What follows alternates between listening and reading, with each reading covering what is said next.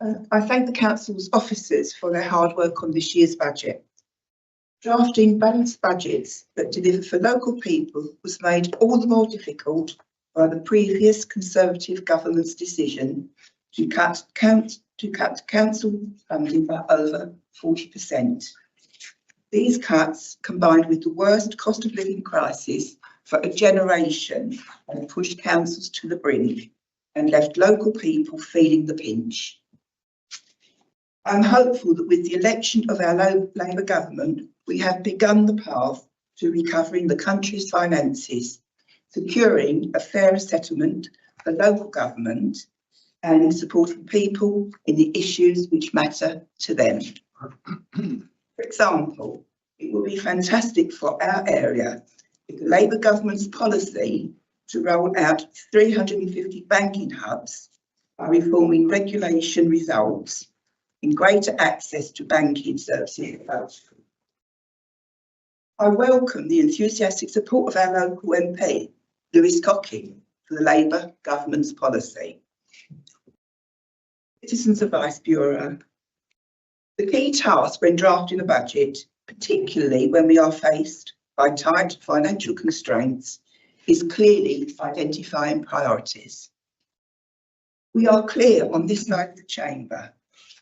Our first priority is improving living standards for local workers and families. Our Labour amendment would reverse the cuts to citizens' advice funding, a cruel and unnecessary decision that targets vulnerable people where support is needed the most. It is indefensible that while support for residents is being slashed, the council has found nearly £20,000 to fund the creation of Conservative Deputy Cabinet members. This shows the council's priorities are in the wrong place.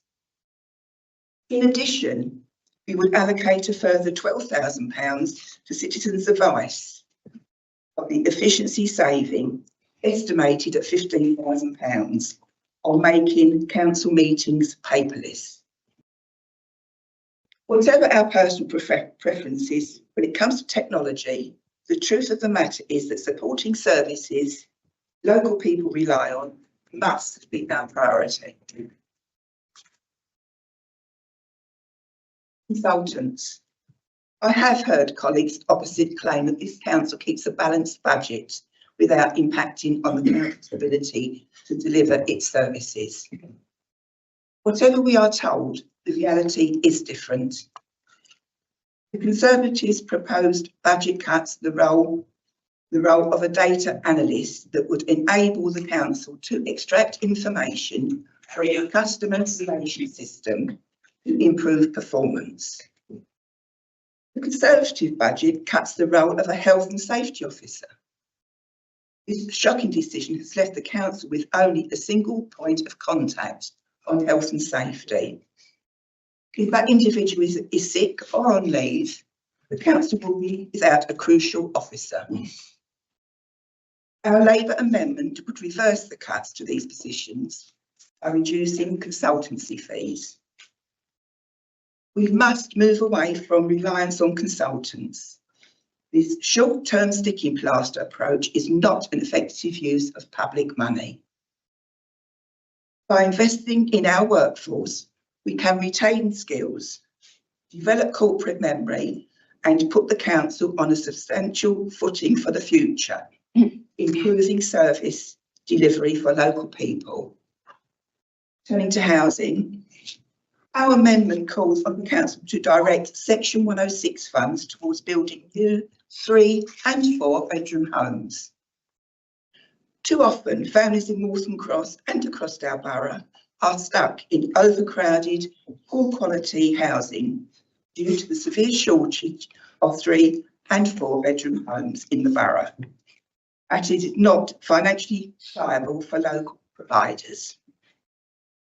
It is therefore the duty of this council to invest in registered providers here and supplement investment in the properties local families urgently need. We would also ask officers to begin consulting on an amendment to the local plan to consider raising the minimum requirement affordable housing. The Labour Council in Wandsworth is currently consulting on requiring developers to provide 50% affordable homes in new schemes, with most council and social homes. Our consultation, funded by the remaining funds from the efficiency savings on consultants, would determine the right limit for our area, balancing the need for investment with the urgent need to build genuinely affordable homes for local workers and families. Fly tipping. The Labour Group's final proposal is to allocate funds from the contingency budget to address fly tipping, focusing on problem areas like Four Swannes in Waltham Cross. Local residents pay their council tax and deserve to live on clean streets that they can be proud of. I propose a limit of £10,000 for additional expenditure in this area and reiterate the call that Councillor Waters made previously in the Chamber for an action plan to tackle fly tipping. Whilst we welcome the initial measures announced by the Cabinet member for the environment, this remains an urgent issue and certainly meets the criteria for utilising the contingency fund. I ask colleagues opposite to consider this amendment with the sincerity with which it has been offered. We have taken a constructive approach to improving this budget, recognising our financial constraints while also considering the needs of our community. I know that you are instructed to vote with your leader, but you were all elected to represent your community. I have stood here before and proposed a day's annual leave for officers on their birthdays. Colleagues voted against it, yet quietly implemented our Labour proposal afterwards. I proposed a programme of breakfast clubs for local families.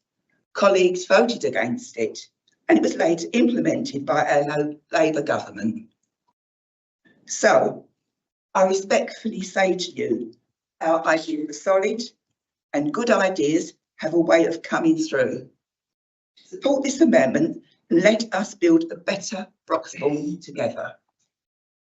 In summary, Madam Mayor, I therefore propose an amendment to recommendation 1 on the agenda to amend the budgets to include £32,000 of funding for Citizens of Ice, £10,000 to combat fly tipping, and £69,000 to reinstate the data analyst role and the health and safety officer role. These items will be funded from a reduction in consultants' costs and use of the revenue contingency budget. I also propose an amendment to recommendation 3 for an item to be added for larger housing properties to be funded from section 106 monies the council is already holding. Thank you, Madam Mayor. Is there a second? I would just start with associating myself with the leader's opening remarks, including his well wishes to Pope Francis. It takes ingenuity to devise a budget. It's difficult to find the money for all of our priorities, and I understand that. The Conservative budget cuts crucial staff roles that would improve the council's service delivery. Couldn't find the money. It slashes funding to Citizens Advice Bureau, impacting the crucial work it undertakes to support local people, including the most vulnerable in our community. We couldn't find the money. Ingenuity knew no bounds when it came to finding the money to create new deputy cabinet positions with extra allowances for your colleagues. Taking money from Citizens Advice Bureau to give to deputy cabinet members is unacceptable. I know on this side of the chamber we occasionally might talk about redistributing wealth. I think the councillors opposite might have got the wrong end of the stick here. There's cuts for the council, yet plum jobs for Tory councillors.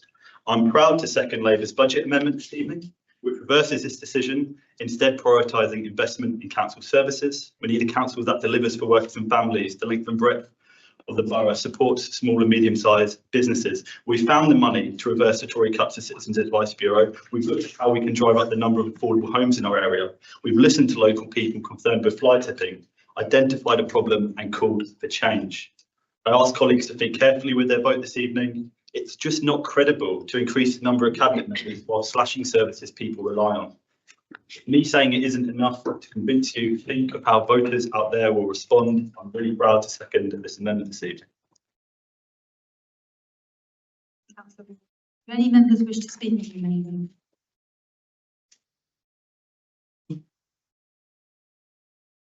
Councillor Wortley. Madam Mayor, thank you for the